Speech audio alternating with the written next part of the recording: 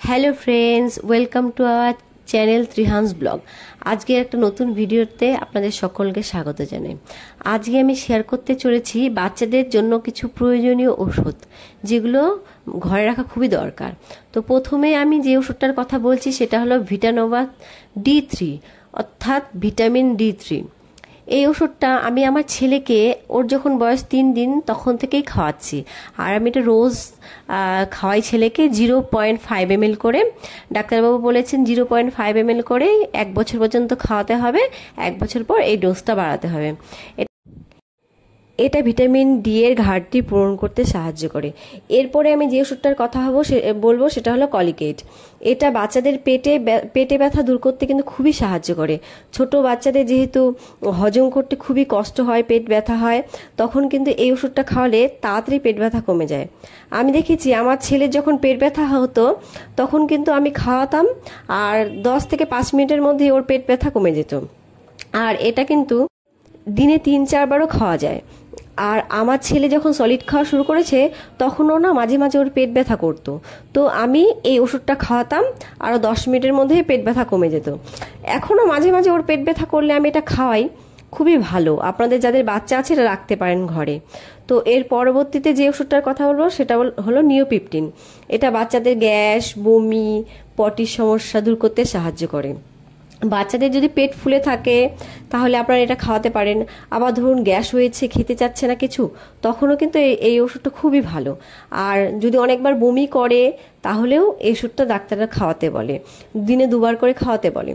আমি আমার ছেলেকে যখন ডিম খাওয়ানো শুরু করেছিলাম, ও একদিন ডিম খেয়ে এত পরিমাণ বমি করেছিল যে আমি ভাবছি কি করি। তারপর আমি এই ওষুধটা খাইয়েছিলাম, তারপর ওর বমি অনেকটাই কমে গিয়েছিল। আবার কখনো কখনো দেখি কি 2-3 দিন পটি করছে না, খুব অস্বস্তি হচ্ছে ওর, তখন এটা খাওয়ালে কিন্তু খানিকক্ষণ বাদেই পটি হয়ে যায়।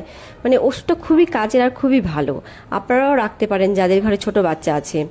আর এটা কিন্তু বয়স হিসাবে ডোজ, বুঝলেন তো, আপনার ডাক্তারদেরকে জিজ্ঞেস করেই খাওয়াবেন বাচ্চাদের। তো এই ওষুধটা কিন্তু খুবই ভালো আর খুবই উপকারী। এর পরবর্তীতে আমি যে ওষুধটার কথা বলবো, ওষুধ তো না, ড্রপ। এই নেজাল ড্রপটা কিন্তু বাচ্চাদের সর্দি হয়ে যখন নাক বন্ধ হয়ে থাকে তখন ইউজ করলে নাকটা সহজেই খুলে যায়। আর তাছাড়া কোনো বাচ্চা দেখবেন দুধ খেয়ে কিন্তু নাক দিয়ে দুধ বেরিয়ে আসে, তখন কিন্তু নাকটা বন্ধ হয়ে থাকে, তখনও এই ড্রপটা খুবই কাজের। আর আমার ছেলের না খুবই দুধ খেলে খুব বেশি বমি করতো, আর নাক দিয়ে বমি চলে আসতো। আর এমন এমন সময়ে না ওর নাক বন্ধ হয়ে দম বন্ধ হয়ে যেত, তখন খুব ভয় পেয়ে যেতাম। তো আমাদের ডাক্তারবাবু বলেছিল যে নাক থেকে দুধ বের করে তারপরে এই ড্রপটা দিয়ে দিতে। তো আমি এই ড্রপ দিয়ে খুবই উপকার পেয়েছি। আর আমি এমনকি রাতের বেলাও এই ড্রপটাকে নিয়ে শুই, কারণ আমার বাচ্চা দুধ খেতে খেতে নাক দিয়ে উঠে যেত আর খুব কষ্ট হতো, তো রাতে উঠেও আমার এটা দিতে হতো। এখন খুব একটা লাগে না, তবুও আমার ঘরে এটা রেখে দিয়েছি, আপনারাও রাখতে পারেন। এগুলোর কিন্তু দাম খুব একটা বেশি না, 50-60 টাকা এরকমই হয়। তো এটা ছিল আমার নেজাল ড্রপের কথা। এর পরবর্তীতে আমি চলে আসব, সেটা হলো P100। তো P100-এর কথা আপনারা সবাই জানেন, জ্বর আসলে P100 খাওয়ায়। যখন বাচ্চারা ভ্যাকসিন দিয়ে আসে তখন কিন্তু বাচ্চাদের জ্বরের সম্ভাবনা থাকে, তখন এমনকি জ্বরও আসে, তখন কিন্তু এই P100টা খুব কাজ করে। আবার কখনো কখনো হুটহাট বাচ্চার জ্বর চলে আসলে পরে আপনার কোথায় দৌড়বেন, তো ঘরে একটা P100 রাখা খুবই দরকার। আবার কখনো কখনো যখন বাচ্চারা খুব জোরে ব্যথা পায় না, আমাদের ডাক্তার বলেছিল যে P100 খাইয়ে দিতে।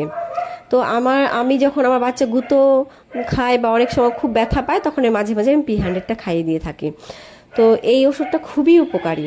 আপনারা যাদের বাড়িতে ছোট ছোট বাচ্চা আছে P100 একটা অবশ্যই রাখবেন। এবার এটা হলো অ্যাসকোরিল LX। এটা না বাচ্চাদের যখন খুব বেশি সর্দি লাগে, ধরুন নাক দিয়ে জল পড়ছে, চোখ দিয়ে জল পড়ছে, হাঁচি হচ্ছে, কাশি হচ্ছে, তখন ডাক্তারবাবু এই ওষুধটাকে খেতে বলে। তো এটা 5 থেকে 7 দিন খাওয়াতে হয়, 2 বেলা করে। তো আমি আমার ঘরে এই ওষুধটা রেখে দিই, আমার ছেলে সর্দি হলে, মানে খুব বেশি সর্দি হলে আমি খাওয়াই। আর এই ওষুধটা খেলে না বাচ্চাদের বমি বা পটির সাথে কফ বেরিয়ে আসে। যখন এই ওষুধটা খাওয়াবেন দেখবেন আপনার বাচ্চা বমি করছে, তখন কিন্তু ভয় পাবেন না, কারণ এই ওষুধটা খাওয়ানোতে ওই বমির সাহায্যেই কফটা বেরিয়ে আসে।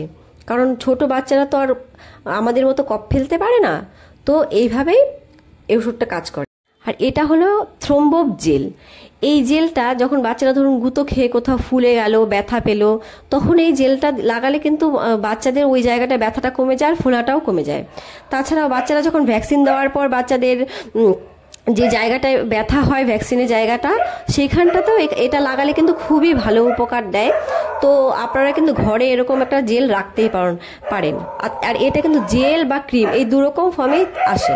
এবার যেটা বলবো সেটা হলো diaper cream.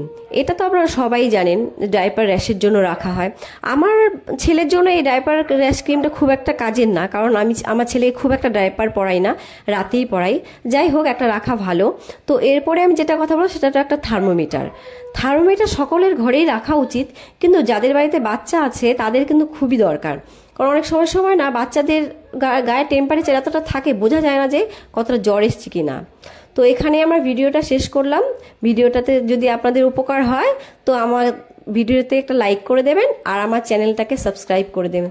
Thank you for watching my video. Bye by.